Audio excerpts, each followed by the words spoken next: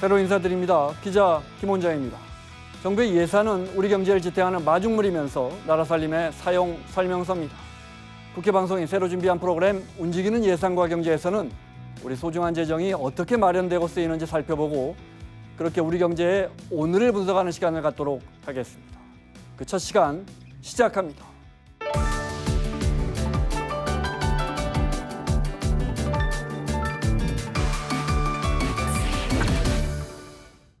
한 주간의 경제의 흐름, 그 맥을 짚어줄 분입니다. 서울경제 박시은 기자 자리했습니다. 어서 오세요. 안녕하세요. 첫 시간이니까 간단하게 인사 말씀 부탁드릴까요? 네, 함께하게 돼서 영광입니다. 알찬 소식 많이 가져오겠습니다.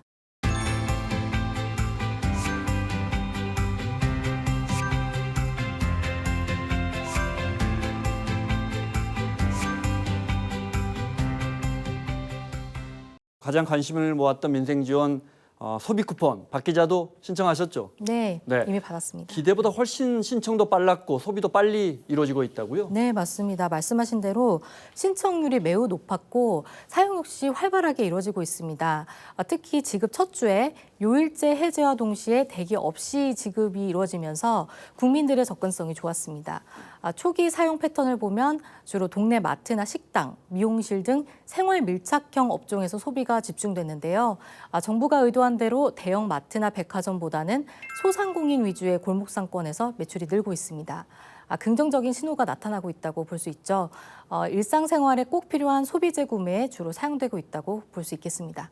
그동안의 골목 상권이 너무 안 좋아서 너무 침체돼 있고 그래서 우리가 소상공인들 도와주기 위해서 이번 그 소비 쿠폰 도입한 것도 있는데 통계를 보니까 예상 외로 안경점은 매출이 전주 대비 56%나 올랐더라고요. 뭐 다른 소매점도 마찬가지인데 어떤 골목 상권 현장 반응은 어떻습니까? 맞습니다. 소상공인들은 정말 가뭄의 단비 같다 이런 말이 나올 정도로 굉장히 긍정적인 반응입니다. 특히 주택가나 상업지역 골목 상권의 식당이나 카페, 동네 슈퍼 같은 곳에서는 확실히 고객들의 발길이 늘고 매출이 체감할 정도로 증가했다고 말하고 있습니다. 특정 상점에서는 소비 쿠폰을 들고 오는 손님 비중이 하루 매출의 30%를 넘는 곳도 있다고 합니다. 물론 전 업종이 다 비슷한 효과를 보는 건 아니지만 그동안 침체됐던 내수 시장에 활력을 불어넣고 있다. 이렇게 볼 수 있겠습니다. 일반 가게는 물론이고 소득이 낮은 취약계층에게도 이 소비 쿠폰 분명하게 도움이 되고 있는 거죠. 네, 가게 입장에서는 여유자금 확보와 생계부담 완화 효과가 큽니다. 쿠폰으로 필요한 걸 해결하면서 가처분 소득이 늘어난 효과가 있거든요. 특히 취약계층은 지급액도 더 많았기 때문에 생활비 압박을 줄이는 데 실질적인 도움이 되고 있습니다. 그리고 정부가 진짜 국민 어려움에 귀를 기울이고 있다. 이런 인식이 퍼지면서 소비 심리에도 긍정적인 영향을 주고 있는 것 같습니다. 네. 11월 30일까지 사용하는 것으로 알고 있는데 이 밖에도 추가적인 경제 효과 뭘 좀 기대할 수 있겠습니까? 일단 초기 일주일간의 높은 신청률과 사용 추세를 볼 때 단기적인 소비 진작 효과는 확실히 클 것으로 보이고요. 남은 기간 동안 소비 쿠폰이 꾸준히 사용되면 연말까지 내수 활성화에 충분히 기여할 것으로 보입니다. 특히 9월 22일부터는 2차 추가 지급이 예정돼 있어서 추석 명절 전후로 다시 한번 소비가 급증할 가능성이 큽니다. 다만 이것이 장기적인 경제 성장으로 이어지기보다는 일시적인 펌프질 효과에 그칠 수 있다는 점도 생각해 봐야겠죠. 재정 부담을 감수하면서까지 시행한 정책인 만큼 실질적인 내수 활성화 지표로 이어지는지 꾸준히 지켜봐야겠습니다. 네. 우리 추경 지출 살펴보고 있는데 그중에서 으뜸 효율 가전 환급 사업 이건 뭡니까? 네, 이 사업은 에너지 효율 1등급 가전제품을 사면 구매가의 10%를 돌려주는 제도인데요. 올해 2차 추경 예산에 포함되면서 5년 만에 다시 시작됐어요. 8월 13일부터 환급 신청이 시작됩니다. TV, 냉장고, 그리고 세탁기, 전기밥솥 등 11개 품목이 대상이고요. 지난달 4일 이후 제품을 산 분들은 구매일로부터 60일 이내에 신청하시면 환급을 받을 수 있습니다. 요즘처럼 전기료 부담이 큰 시기에 소비자들 입장에선 가전도 새로 사고 전기료도 줄이고 환급도 받는 일석삼조라고 할 수 있겠습니다. 정부는 이걸 통해서 마중물처럼 우리 소비자들의 지갑을 좀 더 열어보겠다 이런 거죠? 맞습니다. 내수 진작 효과를 기대하고 있는 건데요. 지난 몇 년 동안 가전시장 매출이 2년 연속 10% 가까이 줄었고 올해 5월엔 판매 지수가 100을 기준으로 85.9까지 떨어졌거든요. 여기에 미국발 관세까지 겹치면서 가정업계는 이중교를 걷고 있습니다. 정부는 이번 환급 사업으로 소비자 지갑을 다시 열도록 하고 가전 매출을 끌어올려서 경기 하방 압력을 좀 줄여보자고 하는 겁니다. 실제로 2020년에도 비슷한 환급 사업을 했었거든요. 그때 가전 매출이 2배 넘게 뛰었었거든요. 그래서 사실 이번 사업은 사실 검증이 됐다고 볼 수 있겠습니다. 자, 부동산 시장도 좀 살펴보겠습니다.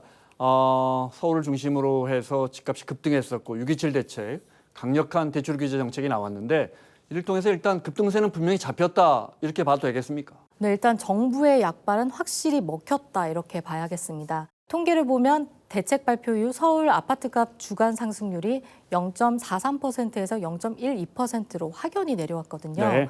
특히 마포나 성동 같은 그동안 많이 올랐던 지역일수록 상승세가 크게 둔화됐습니다. 이거는 정부가 핀셋 규제 대신 대출 규제만으로도 투기 수요를 억제할 수 있다는 것을 시장이 보여줬다고 볼 수 있겠는데요. 앞으로 정부는 투기 과열지구 재지정 같은 강한 규제보다는 공급 정책에 더 집중할 가능성이 커 보입니다. 8월 전후로 새로운 공급 대책이 나올 거라는 이야기가 계속 나오는 이유이기도 합니다. 이번 대출 규제가 전세 시장이나 특히 월세 시장에 영향을 주고 있다 이건 무슨 뜻입니까? 네, 사실 이거는 굉장히 중요한 문제입니다. 6.27 대책의 핵심 중 하나가 임차인 퇴거자금 대출을 막은 건데요. 이게 무슨 의미냐면 전세 만기가 되면 집주인이 세입자에게 보증금을 돌려주잖아요. 이 보통 은행에서 돈을 빌려서 주는 경우가 많은데 네. 이 보증금을 돌려주기 위한 대출이 사실상 어려워졌다는 겁니다. 그러다 보니 집주인 입장에서는 돈을 못 빌리니까 보증금 돌려주기가 쉽지 않으니 그러니까 기존 세입자를 그냥 눌러 앉히려는 경향이 강해지겠죠. 그러면서 전세 물량 자체가 시장에서 사라지는 현상이 나타나고 있습니다. 이게 결국 신규 전세 수요를 월세 시장으로 밀어넣는 역효과로 이어질 것으로 보이는데요. 지난 2020년 임대차 3법 때와 비슷한 현상이죠. 게다가 지금 논의되는 것처럼 전세 대출 상한선을 더 낮추면 어떻게 될까요? 보증금 규모가 큰 전세 시장은 축소되고 역전세가 현실화돼서 결국 고가 전세를 낀 다주택자들에게 큰 타격이 될 가능성이 높습니다. 정부가 전세 대출의 우회 루트까지 막는다고 하니까 앞으로 전세 시장의 월세 전환은 더 가속화될 것으로 보입니다. 자, 우리 증시도 잠깐 살펴볼까요? 네, 가뜩이나 무거운 발걸음을 이어왔던 우리 코스피 지수가 올해 들어서는 3,000, 또 3,100, 3,200을 돌파하면서 다소 주춤한 경향은 있지만 여러 긍정적인 요소들이 모아지고 있는 그런 분위기예요. 네, 맞습니다. 코스피가 3,000을 돌파한 건 단순한 숫자 이상의 의미가 있습니다. 그동안 지수에 부담을 줬던 고금리 기조가 완화될 것이란 기대감이 컸고요. 이재명 정부에서 5,000피 갈 거라는 기대감도 더해졌잖아요. 여기에다 외국인 투자자들의 매수세가 본격적으로 유입되면서 시장이 활력이 돌기 시작했습니다. 특히 방산하고 조선업종처럼 실적과 수주 모멘텀이 뚜렷한 일부 업종이 지수 상승을 견인했습니다. 전반적인 투자 심리를 끌어올린 측면이 큰 건데요. 시장 전체라기보단 소위 주도 섹터 중심의 랠리였던 셈이죠. 네, 그러니까 말씀하신 것처럼 코스피 지수의 흐름은 좋은데 또 많은 투자자분들이 방산주나 조선주 갖고 있지 않으면 잘 체감은 안 된다. 또 이런 말씀하시는 분들도 많아요. 네, 실제로 체감 장세는 지수 흐름과 좀 달랐습니다. 방산주나 조선주처럼 강한 수급이 붙은 섹터를 제외하면 대부분 업종이 부진하거나 박스권에서 벗어나지 못했거든요. 대표적으로 2차 전지나 반도체 같은 성장주는 지난해 과열 이후 조정을 받는 모습이었고요. 내수 소비 관련주도 고금리 부담의 경기 둔화 우려까지 겹치면서 투자 심리가 위축됐습니다. 그래서 지수는 상승했지만 수혜를 본 종목만 오른 비대칭 장세였다고 평가할 수 있습니다. 알겠습니다. 자, 끝으로 IPO 시장도 좀 살펴볼까요? 네, 지난 1일 상장한 조선 관련 주식이 공모가 대비 80% 넘게 뛰면서 확실히 시장 분위기가 달라졌다는 평이 있었죠. 7월까지는 대여가 없어서 좀 잠잠했는데 8월엔 청약 일정 잡힌 기업만 대략 7곳입니다. 어떤 곳인지 금융감독원 전자공시시스템에서 보실 수 있습니다. 시장에서는 이제 공모 시장이 살아나는 거 아니냐 이런 기대감도 컸고요. 다만 단기 과열이나 유통 가능 물량이 많은 종목은 조심할 필요도 있다는 지적도 있습니다. 무엇보다 그 상장하는 기업이 어떤 기업인지 잘 살펴봐야겠습니다. 네, 신규 상장 자본시장에서 당연히 반길 문제인데 우리나라는 아시는 것처럼 너무나 신규 물량이 많아서 또 우리는 해마다 한 6%, 7%씩 주식 물량이 늘어나니까 코스피 지수가 이렇게 본격적으로 오르지 못하는 큰 이유 중에 하나잖아요. 네. 국회나 정부의 이런 자사주라든지 증자 관련 규제, 대책 지켜봐야겠습니다. 서울경제 박시영 기자였습니다. 고맙습니다. 감사합니다.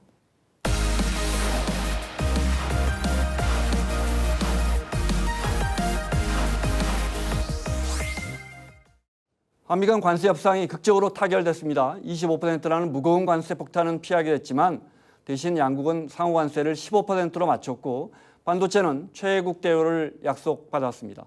두 분 전문가 모셨습니다. 경제평론가 참좋은 경제연구소 이인철 소장 그리고 경제 흐름을 잡아내는 한국경제TV의 신윤규 기자 자리했습니다. 어서 오십시오. 자, 상호 관세 15%로 확정된 지 한 일주일 지났어요. 먼저 기업들 현장 반응을 좀 여쭤볼까요? 일단 현장에서는 최악의 시나리오는 피했다 이런 안도감이 지금 작용을 하고 있는 것으로 보입니다. 당장 미국의 주요 우방국이었던 캐나다 같은 경우가 관세율 35% 적용받았었고 네. 스위스 같은 경우는 39%로 예상보다 많이 높았었죠. 그런 것들을 고려하면 우리나라가 만약에 협상을 타결하지 못해서 25%의 관세가 적용이 됐다면 수출 경쟁력에 치명적이었을 텐데 이번에 15%로 조정이 되면서 숨통 자체는 트인 상황입니다. 아직 일주일이라는 짧은 기간이라서 즉각적인 수출 지표 변화를 얘기하는 것은 조금 조심스럽겠지만 네. 기업들 입장에 얘기 들어보면은 바이어들이 문의를 좀 다시 하거나 또 관세 불확실성 때문에 논의를 미루자고 했던 계약건들에 대해서 다시 좀 얘기가 나오고 있다. 네. 이런 효과들이 나오고 있다. 이 정도로 보시면 되겠습니다. 네, 우리 정부가 사실은 협상에 늦게 뛰어들었고 또 협상 과정에서 마스카라는 뭐 신조어까지 만들면서 치열하게 대응했는데 우리 정부의 협상에 대한 그 전략 이 부분에 대한 평가는 어떻습니까? 그렇습니다. 사실은 경제는 이제 심리라고 하는데 앞서 협상을 타결한 유럽연합, 일본, 공이 트럼프 네. 대통령의 협상 술에 말려들었어요. 앉은 자리에서 관세뿐 아니라 투자 금액이 굉장히 부풀려졌습니다. 그런데 이제 우리는 어쨌든 이 새 정부와의 협상 기간이 굉장히 짧았고요. 빌드업 할 수 있는 시간이 많지가 않았습니다. 네. 그래서 사실은 이제 통상 이제 본부장의 경우에는 하워드의 집, 자택, 뉴욕, 워싱턴, 거기다 스코틀랜드까지 방문하면서 정말 전략적으로 이제 상당히 트럼프를 파고들었다라는 부분에 대해서 큰 후한 점수를 주고 싶고요. 네. 이런 이제 불확실성이 제거됐다라는 측면에서 사실은 이제 주식시장에서는 업종별 득실을 좀 따지게 됩니다. 가장 이제 크게 수혜를 볼 것으로 예상되는 말씀하셨던 조선업을 한국이 위대하게 만들어주겠다. 네. 이른바 이제 마스가 프로젝트가 가장 주력했다라고 평가를 받고 있기 때문에 주식시장에서 이제 수혜가 예상되는 부분이고 또 하나는 사실 또 선방한 그 이면에는 사실은 트럼프가 호주에는 청정가구 호주에는 쇠고기를 뚫었고요. 일본은 쌀 시장을 개방하게 만들었거든요. 근데 우리도 보면 그걸 감안하게 되면 두 시장 중 하나는 좀 개방되지 않겠느냐라는 우려가 있었는데 이런 우려를 좀 해소시켜줬다. 네. 물론 뭐 양국 주장은 조금 좀 주장은 엇갈리고 있습니다만 그럼에도 불구하고 우리 정부의 설득력 있는 이제 이런 이제 제안들이 네. 먹혀들었다라는 부분에 대해서 아마 이제 기업들에게 가장 싫어하는 건 불확실성이에요. 일단 관세라는 불확실성이 이제 사라졌기 때문에 네. 투자를 어떻게 할지 생산을 어떻게 할지 이제 구체적인 그림을 그릴 수 있게 됐기 때문에 아마 이제 관세 협상 의의에 이제 그 커다란 의미가 있다라고 할 수 있습니다.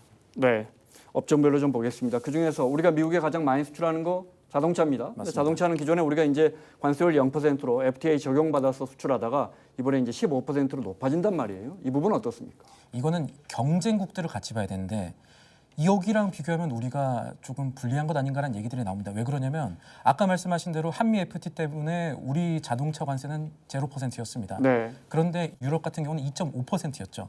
근데 지금은 EU, 한국 모두 15%의 관세가 적용을 받게 됩니다. 네. 그렇게 되면 상대적으로 우리가 조금 더 관세 자체가 높아졌다고 볼 수 있기 때문에 조금 불안감이 있을 수밖에 없고요. 유럽 대비 관세 우위가 사라졌다라고 볼 수가 있는 것이고 말씀하셨던 것처럼 대미 수출액 자동차가 가장 많습니다. 네. 지난해 기준으로 52조 원 정도를 우리가 수출을 했고 또 부품사와 같은 이제 연관 효과도 생각하면은 자동차 문제는 상당히 좀 크다라고 볼 수가 있는데 지금 현대차, 기아같이 우리 주요 왕성차 기업들이 미국에 공장 짓고 대비해왔다 하더라도 이 정도의 대미 수출액이 많은데 관세가 적용되면 조금 더 타격을 받지 않겠냐 하는 걱정이 있을 것이고 네. 또 현대차 알라베마 공장 같은 거 보면은 주변에 우리 중소부품 협력사들이 있습니다. 근데 역으로 못 간 기업들이 조금 더 많습니다. 네. 그렇기 때문에 이 기업들은 어떻게 해야 될 것이냐. 지금 걱정이 좀 남아있는 상황이다. 자동차 쪽은 사실 조선업과는 다르게 표정이 좋지 않다. 이런 것들이 또 네. 주가에도 반영이 되고 있다. 이렇게 보시면 되겠습니다. 아, 그렇군요. 예. 2.5%라면 만약에 4천만 원짜리 차라면 428, 한 우리 돈 한 100만 원 정도의 경쟁력인데 예. 어떻게 보면 작으면 작다고도 할 수 있고 또 기술력으로 이길 수 있는 부분이라고 할 수도 있는 것 같은데. 네. 면밀하게 살펴봐야겠습니다. 철강 어떻습니까? 철강 산업 가뜩이나 안 좋은데 50% 이건 낮추기는 어려워 보여요. 트럼프 대통령의 이제 관세 정책의 목표가 뭐냐? 미국에서 장사하고 싶으면 미국에다 공장을 짓고 미국인을 고용해서 그리고 난 다음 미국 시장에서 팔아라라는 취지거든요. 그래서 제조업 부활의 가장 큰 이 업종이 뭐냐? 네. 자동차입니다. 자동차에 관련 유관된 업종은 철강, 알루미늄, 여기다 8월부터 구리까지 50% 관세인데요. 협상을 타결한 어느 국가도 품목별 관세, 철강, 알루미늄, 구리를 깨지를 못했습니다. 네. 그러다 보니 지금 철강 산업은 상당히 좋지 않습니다. 업황 자체도 지금 중국이 물량 공세로 인해서 경쟁이 좀 심화되고 있는 상황이고 그렇지 않아도 세계 경기가 이제 굉장히 민감할 수밖에 없는데 올해 수요도 오히려 지난해보다 좀 감소하는 것으로 나타나고 있거든요. 포스코가 뭐 50여 년 만에 지난해 처음으로 적자 봤다면서요? 맞습니다. 적자 볼 네. 정도로 지금 상황이 좋지 않은 데다가 중국은 전체 철강 생산의 절반 이상을 지금 차지하고 있는데 중국 경기도 그다지 좋지는 않습니다. 자, 그러다 보니 이제 아마 이제 글로벌 수요 위축과 더불어서 이렇게 이제 공급 과잉 문제, 네. 관세까지 더해지다 보니까 아마 철강 업종은 최악의 네. 아마 이제 이 시나리오가 지금 펼쳐지고 있는 셈입니다. 이제 중요한 이야기 하겠습니다. 신 기자님. 3,500억 달러를 투자해야 합니다. 사실 어떻게 구체적으로 어떻게 투자를 할지 이게 직접적인 투자할지 융자인지 융자 보정이 될지도 아직 모르고 예. 우리 기업들 입장에서도 아직 뭐 구체적으로 어디에 어떻게 투자를 해야 할지 논의를 시작하기도 어려울 것 같아요. 맞습니다. 이게 워낙 또 대규모 투자가 나오면 숫자가 크면 이걸 어떻게 할 거냐는 액션 플랜들도 정확하게 그러니까요. 나오기가 사실은 조금 네. 어렵습니다. 그래서 아직 이걸 가지고 가시적인 성과를 기대하는 건 조금은 어렵다고 볼 수는 있겠습니다. 다만 지금 정부의 움직임 보면은 관련 부처 협의체 구성하겠다, 또 펀드 조성을 해서 구체적으로 뭐 대상 산업군 정하겠다. 아마 여기에 대해서도 증시가 어떻게 움직이느냐를 같이 볼 필요가 있을 것 같습니다. 지금 조선도 그렇고 또 배터리 부분들 움직이는 거 보면은 시장의 기대라든가 아니면 정책적인 움직임들이 어디로 갈 것인가 같이 네. 볼 수가 있을 것 같고 지금 이제 그런 실무 논의가 어떻게 가야 되는지도 한편으로 봐야 될 텐데 지금 또 하나 봐야 될 게 LNG 구매 관련해서는 특히 지금 미국 측과의 협의 채널이 좀 만들어지고 있는 측면 이런 부분들도 고려를 해봐야겠습니다. 네. 기업들 어려울 것 같습니다. 말씀드린 것처럼. 네. 그런데 이제 아마도 기업들이 투자 결정을 하면 우리 정부가 대출을 해주거나 이제 융자 보증을 국제 금융기관들이 해줄 텐데 우리 기업들 입장에서는 물론 기회라고 볼 수도 있겠지만 아무래도 부담을 더 느낄 것 같습니다. 맞습니다. 왜냐하면 바이든 정부 당시 대미 투자 금액이 계속 늘었습니다. 미국에 이제 짓고 있는 이제 배터리 2차 전지 공장만 15개예요. 여기다가 이제 자동차 공장, 반도체 공장, 철강 공장 네. 순차적으로 가장 이제 좋은 일자리, 제조업 일자리가 그쪽으로 옮겨가고 있다는 얘기거든요. 여기다 이제 상호 관세가 15%라는 얘기는 품목별 관세를 제외하고 한국에서 수출하는 모든 한국에서 만든 모든 물품이 미국에서 1.15배 더 높게 판매될 수밖에 없는 구조다 보니 네. 지금 대기업 입장에서는 그렇지 않아도 빠듯한 재정 상황에서 투자를 더 늘려야 되거든요. 물론 조선업을 제외하고 2천억 달러, 약 한 280조 원의 경우는 반도체, 배터리 2차 전지와 같은 바이오, 핵심 광물과 같은 미국이 직접 투자를 결정하면 우리 기업들은 여기에 이제 지분 투자, 근데 이제 현금 투자는 굉장히 좀 적다, 미미하다라는 네. 게 정부의 설명이고요. 여기에 아마 이제 대출이나 지급 보증 방식으로 이제 정부가 보증하는 방식으로 투자를 하게 되는데 대기업은 그나마 좀 여력이 좀 있어요. 그런데 문제는 이제 중소 중견 기업들이거든요. 중소 중견 기업들은 자금 여력이 그다지 많지 않습니다. 지금 큰 그림은 그려져 있지만 한미 정상회담을 통해서 그 실체적으로 어디에 얼마를 투자하는지에 대한 구체적인 그림이 나와야지 아마 이제 실무진 차원에서 움직일 것으로 봅니다. 네. 그럼에도 불구하고 어쨌든 이번 극적인 타결로 두 나라 간에는 통상은 물론이고 외교도 첫 단추가 아주 잘 깨어졌다 이렇게 볼 수 있을 것 같아요. 맞습니다. 관세 협상 이후에 2주 이내에 이제 한미 간 첫 정상회담을 성사했다라는 점에 대해서 굉장히 높이 평가할 수밖에 없는 게 네. 지금 미국은 두 개의 전쟁을 동시에 수행하고 있고요. 60여 개 국가와 관세 협의를 하고 있는데 10분의 1 정도만 체결이 된 상황입니다. 나머지 국가는 어쨌든 계속해서 이제 밀당을 하고 있는 상황이기 때문에 네. 이런 상황에서 양국 간 정상 간 소통이라는 건 관세, 무역 이외에도 안보와 우리가 이제 챙겨야 될 것들이 상당히 많은데 보안, 안보 동맹, 정치 동맹으로 이제 확장되는 가능성을 이제 남겨놓고 있기 때문에 아마 이런 것들에 대해서 우리 이제 정부 실무 차원에서 준비를 좀 꼼꼼히 해야 됩니다. 트럼프 대통령과 이재명 대통령과의 첫 이제 정상회담이 열릴 텐데 사실 트럼프 대통령의 그간 해왔던 것을 보면 여기서 또 이 회담에서 어떤 청구서를 내도 이상하지는 않는 상황이에요. 이것도 대비해야 할 것 같습니다. 맞습니다. 어쨌든 관세 협상이 이 당초 예상했던 것보다 선행한 이유, 굉장히 잘 된 이유는 이른바 이제 마스갑 프로젝트라는 정말 트럼프가 가려운 곳을 우리가 좀 긁어줬기 때문인데 이게 1차 큰 산을 넘었다면 2차는 안보로 넘어갑니다. 네. 안보로 넘어가면 그동안 너무 수차례 밝혀왔어요. 방위비 분담금, 국방비 증액 문제. 현재 이제 국방비 수준 한 2.3%인 GDP 대비 2.3%를 5%로 과연 올리는데 얼마나 오랜 기간 동안 이걸 좀 할 것인가에 대한 네. 플랜이 좀 있어야 되고요. 그다음에 트럼프 대통령의 어떤 방위비 분담금에 대한 어떤 견해는 뭐냐? 아니 왜 한국을 지켜주는데 미국인의 혈세를 써야 되느냐? 이런 인식을 갖고 있어요. 네. 자 그러다 보니까 아마 지금 우리가 이미 타결했던 내년 이제 방위비 분담금 규모의 한 9배에 가까운 금액을 더 요구하고 있는 상황이기 때문에 사실은 관세 협상은 실이 중요합니다. 왜냐하면 경쟁국들과 이제 비교가 가능하니까. 그러나 네. 방위비 협상은 저는 지연돼도 괜찮다고 보거든요. 그리고 이제 똑같은 위치에 있는 일본을 좀 봐가면서 우리는 이거는 뭐 페널티가 아직 없기 때문에 물론 화는 좀 날 수 있겠지만 네. 그럼에도 불구하고 좀 양국 간 협의 내용을 좀 지켜보면서 대응해야 한다라고 보고 있습니다. 자, 이제 뭐 관세가 하나 둘씩 이제 품목별 관세도 밤저침만 결정이 되면 어느 정도 예. 확정이 된다고 봤을 때 우리 기업들이 이제부터 이제 미국 시장 진출을 본격적으로 검토를 해야 합니다. 어떤 걸 좀 준비해 나가야 할까요? 크게는 먼저 두 가지를 기업 입장에선 봐야 될 것 같습니다. 일단 관세라는 게 언제까지 지속될까를 우리가 아직 모르는 상황에서 지금 상황을 타개하기 위한 가장 확실한 전략은 말씀대로 미국으로 나가는 걸 겁니다.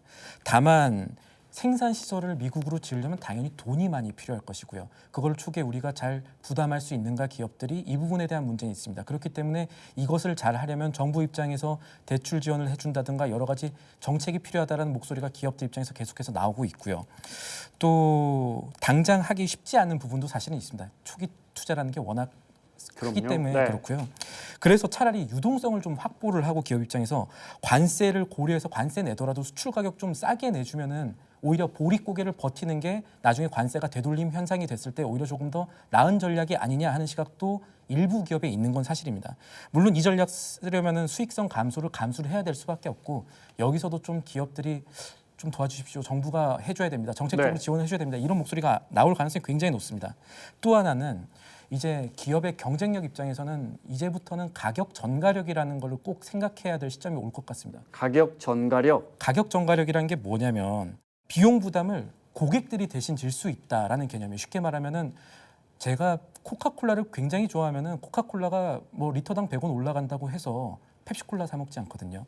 제가 아이폰을 좋아하는데 샤오미 폰이 좀 싸게 나왔다고 해서 샤오미 폰을 사지는 않습니다. 이런 제품들을 가격 전가력이 있는 제품이라고 저희가 얘기를 합니다.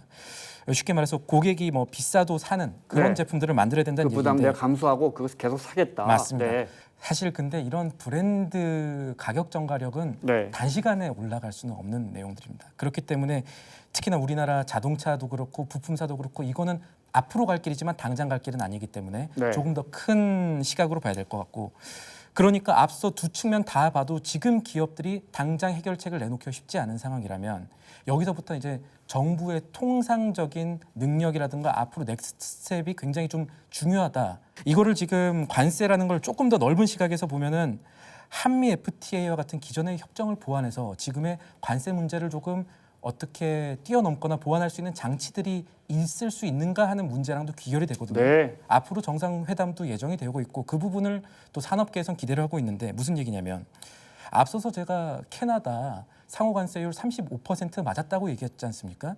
그런데 캐나다 중앙은행 보고서도 그렇고 외신 보도들 보면은 캐나다에 적용되는 미국의 실효 관세율은 6%에서 7% 정도밖에 되지 않을 것이다라고 얘기를 합니다. 이것은 캐나다와 멕시코, 미국이 맺었던 USMCA라는 통상 협정 때문에 그렇습니다.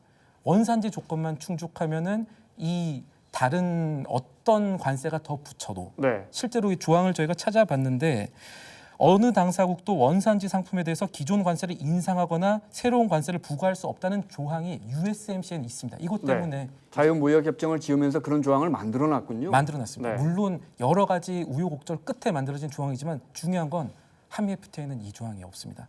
그렇기 때문에 우리가 앞으로 이걸 어떻게 할 것인가는 굉장히 중요한 부분이고 통상 측면에서 기업의 노력과 같이 네. 우리가 더 가야 될 부분이 있다는 얘기가 되는 겁니다. 알겠습니다. 간단하게 마무리 질문 드리겠습니다. 이런 충격이 왔을 때 힘들겠지만 우리 기업들이 어떻게 보면 체질 개선이라든지 산업 구조를 좀 고도화하는 발판을 만들어 나가야겠어요. 맞습니다. 이 사실은 중국이 일기 때보다도 잘 견디는 이유는 대미 교역 의존도를 상당히 낮췄어요. 그러니까 수출 다변화를 하고 기술을 상당 부분 끌어올리면서 이제 쌀만하다, 견제할 만한 상대가 됐다라는 얘기거든요. 그러니까 지금까지는 우리가 100m 달리기로 친다면 한 2.5m 앞에서 달릴 수 있는 여건이 돼 있잖아요. 네. FTA 덕분에. 근데 지금은 똑같은 선상에 있기 때문에 이젠 가격 경쟁력이 중요하게 됐어요. 여기다가 수출 시장 중국을 보게 되면 다변화할 수밖에 없는 상황이에요. G2에 대한 의존도가 너무 높습니다. 절반 가까이가 G2 의존도거든요. 네. 그러니까 트럼프 대통령이 바뀐다고 이제 공화당이 아니라 민주당이 온다고 해서 그럼 이런 관세 정책이 복원될 것이냐? 전혀 아니다라는 게 전문가들의 공감된 이제 이견이기 때문에 저는 수출 시장 다변화 더불어서 우리 기업들이 이제는 정말로 초격차 기술을 통해서 꼭 가격이 비싸더라도 우리 제품을 살 수 있도록 만드는 게 굉장히 중요하고요. 그러기 위해서는 지금 아마 우리 관련해서 이제 우리 정부의 지원도 굉장히 필요합니다. 특히 대기업보다는 중소 중견 기업이 뒤따라가 줘야 되거든요. 네. 자, 이런 부분에 대해서 특히나 또 앞서 이제 우리 방위분담 얘기했습니다만 저는 걱정되는 게 또 다른 축이 재정 당국 간 환율 문제입니다. 지금 미국이 5경 원에 달하는 국가 부채, 쌍둥이 부채를 어쨌든 동맹국에 떠넘기려는 의도가 엿보이고 있고 각종 경제 책사들의 리포트를 보게 되면 100년 만기 무이자 국채를 이제 동맹국가에 네. 넘기는 것까지 지금 고려하고 있다는 얘기거든요. 이걸 받을 경우에는 일본의 잃어버린 30년이 우리한테 트라우마로 작용할 수 있습니다. 근데 그런 것부터 시작해서 앞으로 플랜 A가 아니라 플랜 B, C, 네. D까지를 좀 정하면서 우리가 좀 차분히 좀 대응을 해야겠습니다. 네, 이번 관세 협상 잘 마무리돼도 결국 글로벌 공급망이 바뀌면 아무래도 우리 기업들 더 미국으로 떠날 수밖에 없고 그럼 우리는 글로벌 기업들로부터 어떻게 수익을 환수할 것인가 또 어떻게 내수 시장을 확대하고 새로운 먹거리를 찾을 것인가 우리 정부와 국회의 고민이 여기에 있을 것 같습니다. 이인철 소장님, 신인규 기자 오늘 수고하셨습니다. 요즘 많이 듣는 말 스테이블 코인 과연 뭘까요? 한마디로 디지털 달러라고 생각하시면 됩니다. 비트코인이나 이더리움 같은 화폐는 하루에도 수십 %씩 급등락하지만 1스테이블 코인은 거의 1달러처럼 통용될 정도로 안정적인 게 특징입니다. 송금, 결제, 투자용으로 자주 쓰이는데요. 그래서 비트코인을 팔면 바로 현금화하지 않고 스테이블 코인으로 바꿔 잠시 보관하곤 합니다. 쉽게 말해 블록체인계의 디지털 달러라고 생각하시면 됩니다.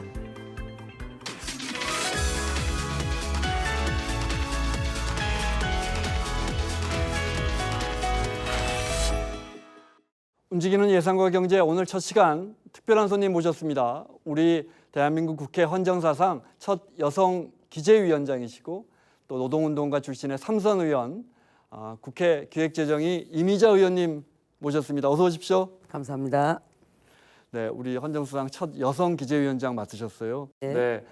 축하드린다는 말씀드리고 부담도 크시죠? 큽니다.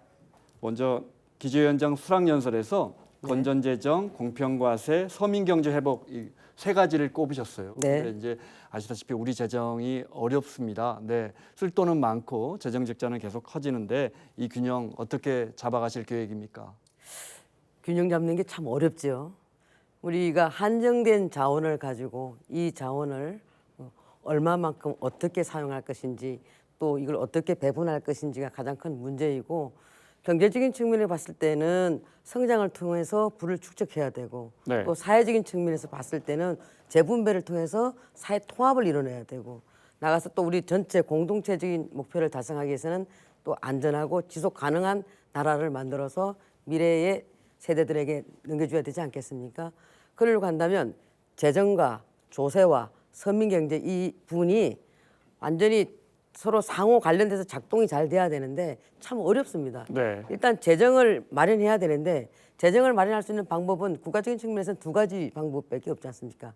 하나는 국가 채무를 발생해서 국채를 발행한다든가 또 하나는 조세 인상을 통해 가지고 재정을 마련하고 또 이 조세를 마련하는 데 있어서 이게 지금 현재 상황이라든가 이런 부분에 또 맞지 않거나 또 경기 불황이라든가 이런 부분을 감안하지 않는다면 조세 저항에 부딪히게 되고 네. 또 국가 채무를 터무니없이 또 많이 또 발생시키게 되면은 이 부분이 국가 신인도가 하락하게 되고 국가 신인도가 하락하게 되면은 또 우리가 외환을 차입하는데 이자율이 높겠죠 당연히 이자율이 높아지게 되면은 그건 또 당연히 물가 상승으로 이어지고 네. 국민 부담으로 돌아옵니다. 그래서 이런 모든 부분들을 총체적으로 잘 조율해서 균형을 맞춘다는 건 굉장히 어렵습니다. 또 여야 간에 또 보는 관점도 굉장히 첨예합니다. 뭐 우리 이제 재정 관련돼서는 민주당 입장에서는 좀 재정을 확정적으로 좀 써도 되는 거 아니야? 이렇게 하고 있고 또 국민의힘 입장에서는 재정 건전성을 꼭 지켜야 된다. 우리가 미래 세대에 진짜 안전하고 지속 가능한 나라를 물려줘야 되지 않겠는가. 그다음에 조세 관련돼서도 민주당 입장에서는 우리 세수 확장을 하기 위해서는 가장 쉬운 방법 세금 올리니까 법인세 올리자라고 하고 있고 또 국민의힘 입장에서는 무턱대고 법인세 올리게 되면은 그게 또 경제 성장을 가로막는 거 아닙니까? 또 이렇게 얘기할 수 있는 거고 또 민생 회복에 대해서는 우선적으로 뭐 물가 인상이라든가 아니면 또 생계비 문제라든가 아니면 공공요금을 최소한 좀 낮춰야 되는 이런 부분들은 뭐 네. 서로 여야가 같겠지만은 또 민주당처럼 그냥 잡아놓은 물고기 뿌리는 정책과 그 국민의힘에서는 물고기 잡는 방법을 가리키는 정책을 펼쳐야지 이렇게 하면서 여야가 아주 첨예하게 대립되어 있는 이런 부분에서 국가의 어떤 그 조세, 재정, 네. 경제 전반적인 것을 총괄하고 또 정부를 감시하고 있는 이 역할을 하고 있는 기재위 위원장으로서는 균형을 잘 맞춰야 되기 때문에 오로지 국민의 입장에서 국민을 바라보고 균형을 맞춰가도록 하겠습니다. 네. 의원님 우리 국가 채무 관련해서 도표 준비하셨는데 도표 보면서 설명 들어볼까요? 네. 오늘 제가 또 국민적 이해를 돕기 위해서 네. 도표를 하나 만들어 갖고 왔습니다.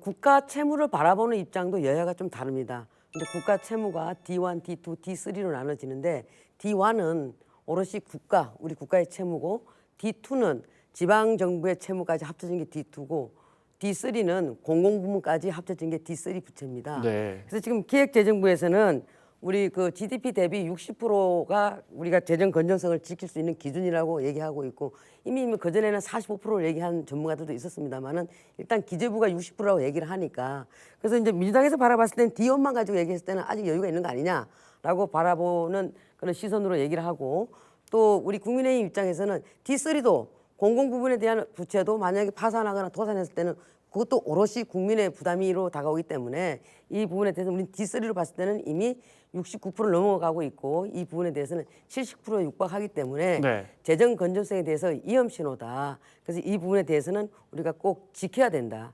이런 부분을 말씀드리고 싶습니다. 그래서 재정 건전성이 훼손되지 않는 범위 내에서 우리가 모든 부분들 조세든 또 뭐 그 서민 경제를 회복시키는 부분이든 이런 부분들이 네. 잘 상호 작용해서 작동할 수 있도록 만들어내는 것도 기재위 위원장으로서 할 일이라고 생각합니다. 알겠습니다. 의원님 요즘 저 현장 중심 의정 활동하시면서 아직도 상주와 여의도를 출퇴근하시다 합니까? 아닙니다. 예, 지금 이제 제가 그 국회에 입성하기 전에는 노동운동을 27년 하다가 네. 우리 그때 당시에 새누리당 국민의힘 비례대표로 들어왔는데요. 노동운동을 하다 보면은 경청하고 소통하고 그리고 또 경청과 소통에서 끝나면 안 되고 반드시 여기에 대해서 문제를 해결해서 조합원들에게 알려주고 또 조합원들의 삶의 질을 업그레이드 시킬 수 있는 그런 역할을 해야 되기 때문에 네. 그걸 한 27년 동안 현장에서 해오다 보니까 그게 몸에 배었습니다. 그래서 이제 재선 때는 제 지역구가 상주 문경인데 고향으로 갔지 않습니까? 상주문경이 농촌 지역이고 이러다 보니까 우리 국민적 과제인 저출생 고령화 문제라든가 도농 간의 양극화 문제, 그리고 더 나아가서 이제 기후 변화로 인해서 농민들이 굉장히 어려움을 많이 겪고 있습니다. 이런 부분들을 경청하고 소통하지 않으면은 문제 해결할 수가 없잖아요. 혼자서 탁상 곶는 식으로 문제 해결해서는 아무런 도움이 안 되기 때문에 반드시 우리 주민들하고 소통하기 위해서는 그렇게 출퇴근할 수밖에 없었습니다. 네. 근데 이제 삼선이 되고 나니까 지역에서 이렇게 바라봤던 이런 문제와 또 해결해야 될 사안들이 이제 국가적인 측면에서 보이게 되더란 말입니다. 그러니까 기재위원장으로서 지금 됐습니다만 우리 국가에 지금 현재 닥쳐 있는 현안들을 어떻게 해결하고 이 부분들을 어떻게 문제를 풀어나갈까 고민을 하다 보니까 지역보다는 그래도 이제 중앙에서 많이 있게 되고 요즘은 토요일, 일요일 날 내려갑니다. 네. 의원님 저 기재위 계시면서 국세 카드 납부 수수료라든지 또 공무직 공무원들 처우 개선이라든지 여러 정책들을 많이 봤는데 최근에 관심 갖고 있는 정책 어떤 게 있습니까? 이제 그 말씀을 해주시니까 이제 드리겠는데 한노위에서 제가 9년 동안 네. 의정 활동을 했고 간사만 7년 했습니다. 그런데 한노위에서 일을 하다 보니까 우리가 그 공무직 문제라든가 사회적 약자라든가 이런 부분들의 어떤 처우 개선을 해주고 싶어도 한계가 있더라고요. 왜냐하면 기재부에서 예산을 세워주지 않으면 이 부분이 도저히 뭐 어떻게 해결할 방법이 없더라고요. 그래서 그런 그 공무직들이 몇 년 동안 처우 개선 문제에 대해서 계속 저를 찾아와서 말씀을 주셨던 분들도 있고, 네. 그다음에 지방세는 수수료가 없는데 왜 국세는 이렇게 수수료를 높이 받느냐, 무슨 국가가 장사하느냐 이렇게 이제 우리 주민들께서 저한테 또 많은 요청을 하셨어요. 근데 그 부분도 제가 한노위 의원으로 있으니까 해결이 안 되더라고요. 그래서 제가 기재위원장 딱 되면서 장관 청문회와 국세청장 청문회 때 이 문제만큼은 반드시 해결해야 되겠다. 네. 라고 이제 청문회 때 이제 끝장을 봤죠. 그 기재부 장관한테 이 정부가 노동 존중 사회를 만든다고 한다면서 왜 공무직들 처음 이제 특히 이제 우리 국회에 계시는 공무직들이 상여금도 60% 좀 적게 받고 있고 근속수당이나 가족수당을 안 받고 계셔요. 그래서 이 부분만큼이라도 해결해야 되니 우리 그 내년도 예산에 이걸 꼭 담아다오 그랬더니 처음에는 검토한다고 하더라고요. 검토는 안 한다는 얘기지 않습니까? 그래서 다시 2번, 3번 프레스를 가했죠. 그래서 결국은 내년도 예산에 담아내겠다라는 네. 답을 받았고요. 그다음에 이제 국세청장 청문회 할 때는 이 그 카드 수수료 관련돼 가지고 아니 국가가 무슨 장사하고 저기 카드에서만 배불 일이 있냐? 그게 한 1,600억 정도 된다고 그럽니다. 네. 그러면 이 부분에 대해서 좀 낮춰라 세율을 국가가 이 부분 할 수 있는 거 아니냐? 국세청장 할 수 있냐 없냐? 이렇게 했더니 지금 현금 카드는 0.8%인데 이 부분은 0.4% 정도 낮추고 그다음에 그 체크 카드는 0.5%인데 1.5%로 인하하겠다. 이런 이제 약속은 받아냈는데 아마 지금 국세청장이 열심히 하고 있을 겁니다. 그래서 이런 부분들이 작은 부분이라고 볼 수는 있겠지만 국민들 어떤 그런 생활과 밀접한 분들이기 때문에 이런 걸 해결해내는 것도 또 제가 해야 할 일이라고 생각하고 있고 그래서 이제 그 밖에도 위기의 청소년 문제라든가 특히 또 이제 우리 경북 산불이 굉장히 크게 났지 네. 않습니까? 7월 30일은 경북 도를 찾아가서 도청 공무원들과 산불 피해 보상 문제뿐만 아니고 또 10월 달에 경주에서 에이펙이 개최됩니다. 그러면 에이펙이 그냥 개최만 되고 끝나게 되면 그 지역에는 아무런 도움이 안 되거든요. 그래서 거기에 대한 후속 조치 그리고 이제 간세 협상이 마무리됐습니다만은 뭐 완전 마무리된 건 아니지만 아직 한미 정상회담이 남아 있기 때문에 네. 그래서 농축산 여기에 종사하시는 분들의 어떤 애로사항 이런 부분들을 경청해서 답은 현장에 있습니다. 현장에서 발로 뛰고 그 발로 뛴 부분들을 전문가나 이해 당사자들하고 다시 공청회를 하고 상임위에서 토론회를 거쳐서 대안을 마련해서 하나씩 해결해 나가는 게 제가 해야 할 일이라고 생각합니다. 네. 그 위원장님 나오셨으니까 무엇보다도 중요한 문제 지방 소멸과 관련해서 뭐 문경 상주도 그 예외는 아닐 겁니다. 네. 우리가 이런 지방 소멸을 늦추고 막고 또 다가오는 지방 시대를 열기 위해서 기재위에서는 또 어떤 대안, 어떤 대책들 구상하고 계십니까? 예, 지방 소멸 문제를 해결하기 위해서 2005년도부터 국가균형발전 특별 회계를 통해서 문제를 해결하려고 노력하고 있습니다만은 지금 우리 헌법에서 119조부터 123조까지는 국가균형발전에 대해서 이렇게 명시되어 있습니다. 특히 122조 같은 경우에는 아주 무엇을 딱 박아놓고 있죠. 그런데 2005년도부터 시행된 국가균형발전 특별회계를 통해서 하고 있지만은 제가 또 준비해 왔습니다. 오늘. 네, 네. 지금 그 인구는 뭐 말할 것도 없고 지금 우리나라 권역별 7개 권역이 있습니다. 권역별로 실질적인 GRDP 그러니까 지역 총 생산을 말씀드릴 수가 있겠는데 여기에 대한 현황을 보게 되면 이게 지금 수도권입니다. 수도권이 1,198조 원 정도 되는데 나머지 6개 권역에서 비수도권 권역이죠. 전혀 못 미치고 있습니다. 합쳐도 수도권 GDP를 못 따라가는군요. 그렇습니다. 네. GRDP가 이렇게 떨어지고 있습니다. 이게 원인이 뭔데 이렇게 국가에서 뭐 생색은 다 내고 있는데도 불구하고 지역 GRDP가 이렇게 6개 권역이 다 합쳐도 수도권을 못 따라가는가 네. 봤더니 구조적인 문제가 있었습니다. 2005년도부터 지방 그 균형 발전을 위해서 국가 특별 회계에서 이 부분들을 갖다가 예산을 넣고 있는데 네. 그 균특 회계 재정 투자 추이를 이렇게 쭉 제가 좀 봤더니요. 처음에 우리 그 시작했을 때나 지금이나 오히려 그 국가 그 총 그 통합 재정 대비 보게 되면은 점점 줄어들고 있습니다. 네. 이것은 예산이 점점 줄어들고 있다는 얘기죠. 그다음에 또 여기 보게 되면 지역 자율 계정이 있고 지역 지원 계정이 있습니다. 지역 지원 계정은 국가 중앙 정부에서 이것 해라 저것 해라 해서 내려주는 그 비용이고 예산이고요. 그다음에 지역 자율 계정이라는 것은 지역에서 자율적으로 이런 사업을 하겠다라고 해서 이런 예산을 주십시오 하는 것들인데 실질적으로 지역이 균형 있게 발전되려고 한다면 지역 자율 계정이 올라가야 되는데 이게 지금 역전이 됐습니다. 오히려 지역 지원 그 계정이 더 올라가고 있고 지역 자율 계정은 더 떨어지고 역전이 일어나서 지역에서 원하는 회계보다는 정부에서 내려주는 정부에서 계획해서 내려주는 회계가 점점 늘어난다. 그렇습니다. 그러다 보니까 네.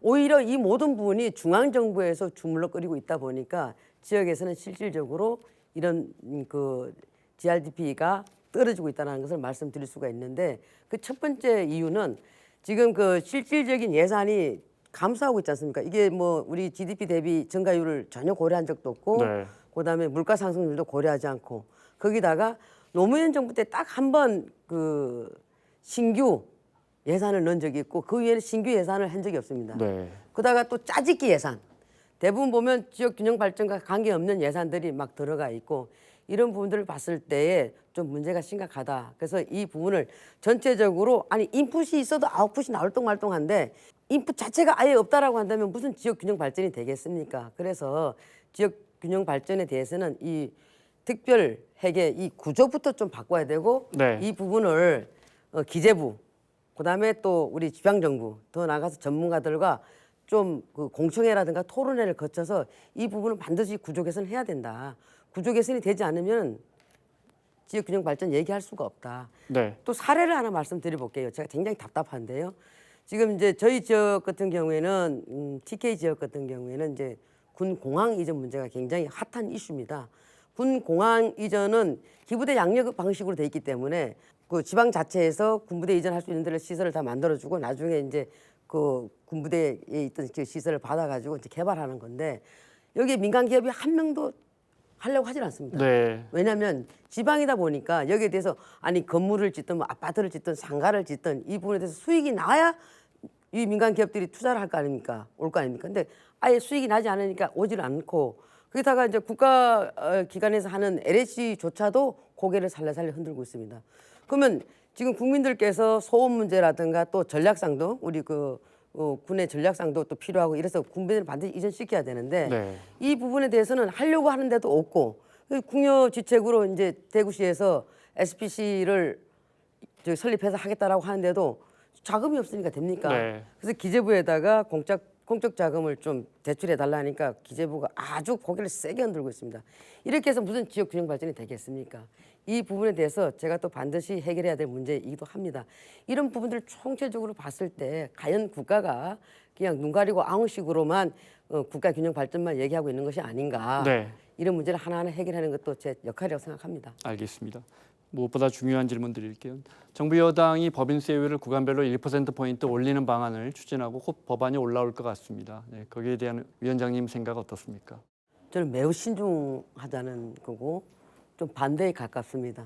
문재인 정부 시절에는 2018년도에 법인 세율 최고 세율 구간을 22%에서 3%로 25%로 인상을 했습니다. 네. 그러다가 이제 윤석열 정부 들어와서 2022년도에 굉장히 이제 법인세가 100조 이상 거치게 되죠.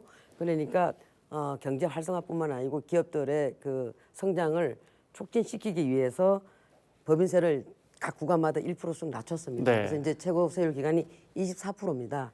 윤석열 정부에서 법인세를 인하시켰기 때문에 세수가 그만큼 이제 펑크난 거 아니냐. 지금 세수가 좀 많이 줄어들었거든요. 그렇게 하면서 가장 손쉽게 세수 기반을 확충할 수 있는 게 법인세다 보니까 법인세를 인상하겠다라고 이제 이렇게 들고 나왔어요.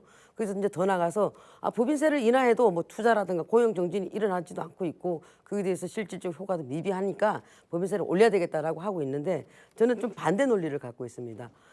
기재부에서 2022년도 자료를 내놓은 것을 보게 되면은 실질적으로 법인세 인하로 인해 가지고 투자라든가 고용 증가가 있었다라고 지금 발표를 했었거든요. 네. 그리고 또한 법인세 관련돼서는 지금 미국이나 일본 같은 경우도 법인세를 굉장히 좀 올리는 추세고 더더군다나 지금 우리나라의 지금 현재 상황을 이렇게 봤을 때는 아마 뭐 우리 사회자님도 잘 아시다시피 한미 관세가 협상이 이제 타결되면서 우리의 어떤 그 투자 금액이 상당히 3,500달러로 지금 미국에 투자를 해야 되지 않습니까? 또 1,000억 불 상당을 에너지를 사와야 에너지를 합니다. 사와야 네. 되는 부분들이 있는데 이런 부분들을 봤을 때 지금 굉장히 기업의 부담감이 지금 크다는 거죠. 거기다가 지금 뭐 상법 개정 독하게 하고 있고 노란봉투법으로 인해서 기업을 옥죄고 있는데 법인세까지 인상했을 경우에는 기업 보고는 죽으라는 얘기밖에 더 되겠느냐. 대한민국에서 기업하지 말고 해외로 나가는 얘기밖에 안 된다. 그랬을 경우에는 그럼 그 부담은 사회적 약자들에게 돌아올 수밖에 없고 국민들에게 더 어려움으로 기결되기 때문에 저는 이 부분에 대해서 굉장히 신중해야 되고 네. 법인세 인상에 대해서는 저는 좀 반대 입장을 갖고 있습니다. 네, 알겠습니다. 시간 때문에 마지막 질문 드려야겠습니다. 지난 정부에서 내렸던 세율을 지금 정부에서는 이제 정부 여당은 정상화시킨다 이렇게 표현을 합니다. 그래서 지금 법인세를 비롯해서 조금씩 다시 다 올릴 계획을 하고 있는 것 같은데 이제 세부담이 조금씩 늘어날 것 같은데 여야가 이제 아마 이를 가지고 치열하게 이제 대립하겠죠. 근데 이제 기재부 위원이시기 전에 위원장님이시잖아요. 어떻게 좀 협치로 이 문제를 좀 합의해 나갈까요? 저는 그 국민과 함께 현장과 함께 하면 된다라고 봅니다. 세제 개편안을 세정발전심의위원회에서 7월 31일 통과시켰습니다. 네. 그 내용은 굉장히 많이 있습니다만은 초미에 이제 국민적 관심사가 있는 것은 배당 소득 관련돼 가지고 이 부분을 갖다가 그 분리 과세하는 데 있어서 얼마큼 낮춰줄 것이냐. 근데 지금 안이 나온 거 보면 35%거든요. 근데 국민적 관심사는 이 부분이 25% 정도는 낮춰줬으면 좋겠다라고 했던 분들이 있는 것이고, 그다음에 이제 우리 그 상장 주식 양도 거래 관련돼서 네. 세제를 이제 세율이 보면은 대주주 기준을 갖다가 윤석열 정부 때는 좀 굉장히 좀 완화시켜줬어요. 뭐 그것도 완화라고는 봐지진 않지만 10억에서 50억 원으로. 50억으로 네. 이제 완화시켜 놨는데 이 부분을 다시 10억으로 내림으로 인해 가지고 아니 아파트 한 채도 10억인데 무슨 대주주가 10억 갖고 대주주라고 하느냐 이런 데 대한 또 얘기들도 많이 있습니다. 그래서 제가 그 8월 1일 날 9시쯤인가 그때쯤 제가 이제 정시를 잠깐 봤는데 3,200 코스피 3,200선이 지금 무너졌더라고요. 3,192인가 이렇게 무너지고 있던데 여기에 대해서 전문가들 얘기를 살짝 물어봤더니 한미 관세 협상 결과로 인한 영향도 있지만은 세제 개편돼 가지고 국민들이 굉장히 실망해서 이 부분이 이제 정세가 좀 저기 떨어지고 있다 하락하고 있다라고 하는데 국민과 함께 현장과 함께 야당과 함께 이 문제를 서로 협의를 통해서 합의를 해야지 그냥 일방적으로 밀어붙이게 되면은 시장이 분노한다. 그래서 민주당 역풍 맞을 것이다. 그래서 반드시 우리가 여야가 머리를 맞대고 하자 이런 것을 제안합니다. 네, 알겠습니다. 위원장님 마지막으로 마무리 말씀 간단하게 부탁드릴까요? 예, 존경하는 국민 여러분, 지금 경제가 대내외적으로 굉장히 어렵습니다. 이럴 때는 사회적 약자가 더 많이 어려움을 겪게 되지요. 제가 기재위원장으로서 늘 국민과 함께 또 현안이 있는 그 현장에는 반드시 찾아뵙고 경청하고 소통하고 그래서 끝나지 않고 반드시 이 문제를 해결할 수 있도록 최선의 노력을 다하겠습니다. 우선 먼저 균형발전 특별 해결을 제가 개선할 것이고 두 번째로 경북 산불 피해라든가 또 에이펙 문제 또 우리 농축산 여러분들이 걱정하고 계시는 부분들을 반드시 공청회와 토론회를 거쳐서 상임위에서 하나씩 해결해 나가서 우리 국민 모두가 인간다운 삶을 영위할 수 있도록 최선의 노력을 다하겠습니다. 네. 감사합니다. 우리 헌정사상 첫 여성 기재위원장이시죠. 경북 문경 상주의 이미자 의원과 함께했습니다. 오늘 자세한 설명 고맙습니다.